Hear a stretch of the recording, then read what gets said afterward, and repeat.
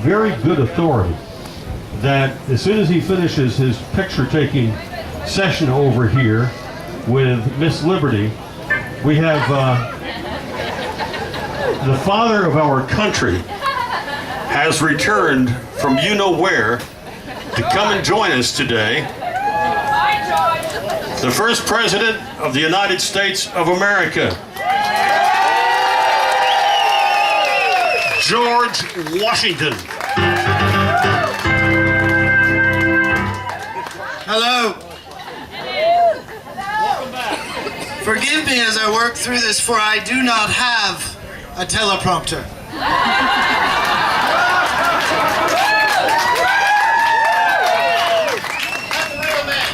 What is a teleprompter, and who is writing the words behind that curtain?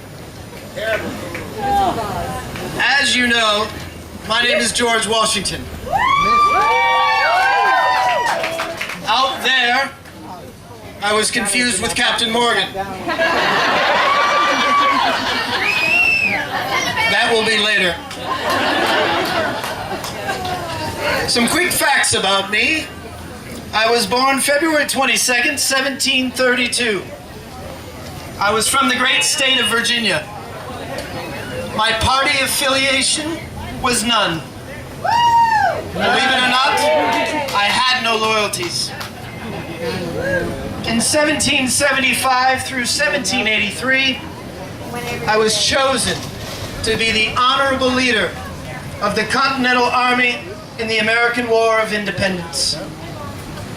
I served as president of your great country from 1789, 2 terms, 1793 to 1797.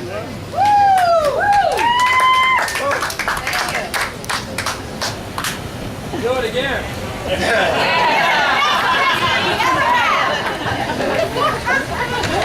I would like to share with you several statements from my farewell address.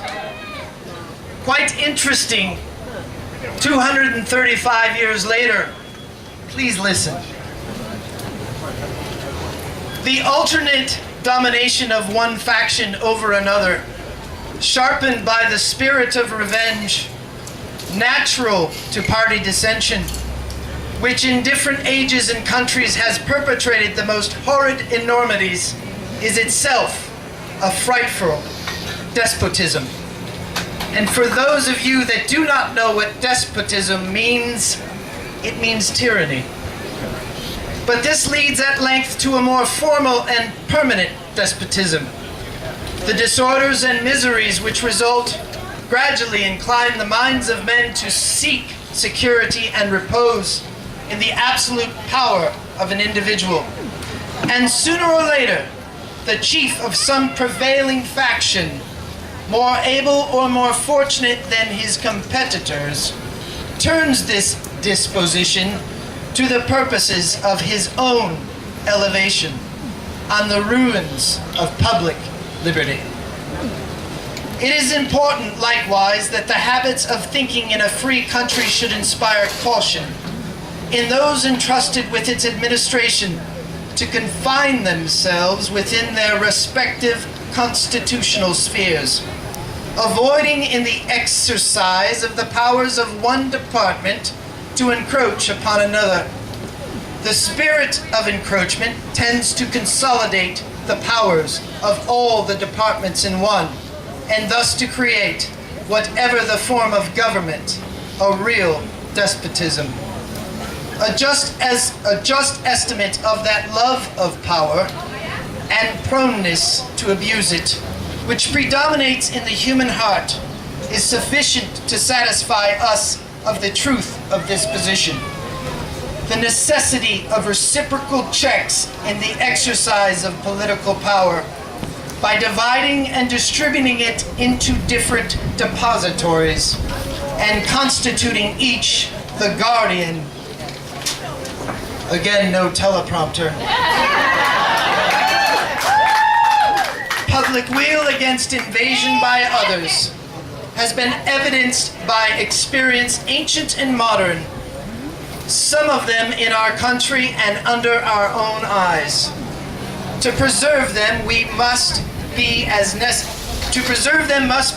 necessary as to institute them. If in the opinion of the people, that's you, the distribution or modification of the constitutional powers be in any particular wrong, let it be corrected by an amendment in the way which the Constitution designates. But let there be no change by usurpation. For though this, in one instance, may be the instrument of good, it is the customary weapon by which free governments are destroyed. The precedent must always greatly overbalance in permanent evil any partial or transient benefit which the use can at any time yield. I have a few quotes I'd like to share from some of our forefathers. Myself. It is impossible to rightly govern a nation without God in the Bible.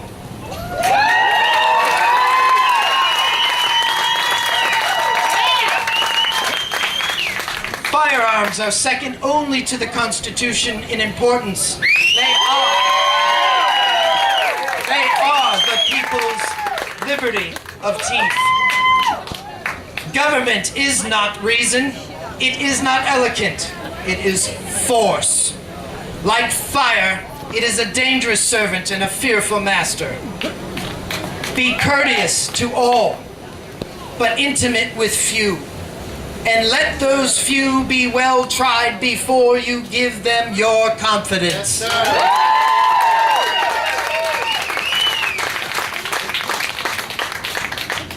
experience and history teaches us that it is much easier to prevent an enemy, foreign or domestic, from imposing themselves than it is to dislodge them after they have possession.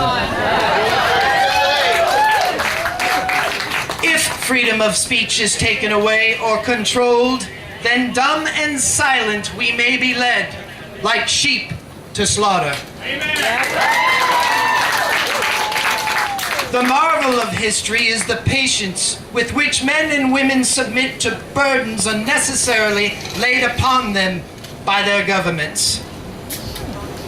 My good friend Thomas Jefferson, I never considered a difference of opinion in politics, religion, and philosophy as a cause for withdrawing from a friend. I predict future happiness for Americans if they can prevent the government from wasting the labors of the people under the pretense of taking care of them.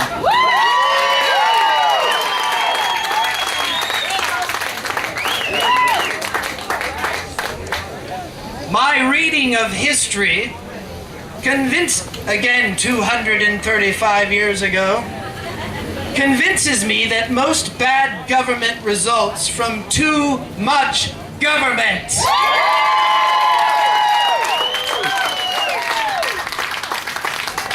That government is the best which governs the least, because its people discipline themselves.